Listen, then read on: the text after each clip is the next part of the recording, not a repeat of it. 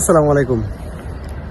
যেভাবে সংসদের মধ্যে বিএনপি আর জামাত সমন্বয় করে চলতেছে, এভাবে যদি তারা রাজপথে সমন্বয় করে না চলে, তাহলে নিশ্চিত আওয়ামী লীগ আবার ফিরতেছে।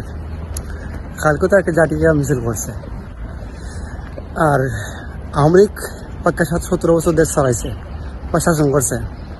তারা এমন পর্যায়ে লিয়ে গেছে, তারা একমাত্র দেশ চালাবার অধিকার আর কেউ চালাবার অধিকার রাখে না। তো এরকম একটা প্রেক্ষাপট থেকে আওয়ামী লীগ এখন বিলীন হয়ে যাওয়ার অবস্থা।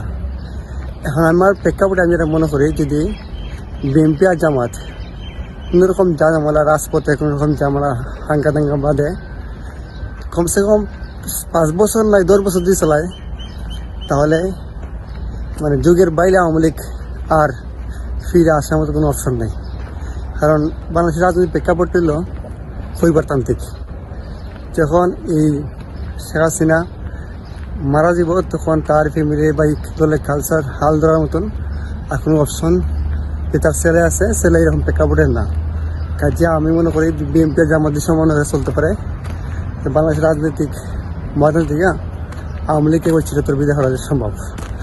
এখন সম্পূর্ণ নির্ভর করে বিএনপির উপর, কারণ বিএনপি বর্তমান ক্ষমতা আছে। বিএনপি জামাত সমন্বয় এলেই আওয়ামী লীগ খেলার সুযোগ আর দেখতেছি না আমি আপাতত।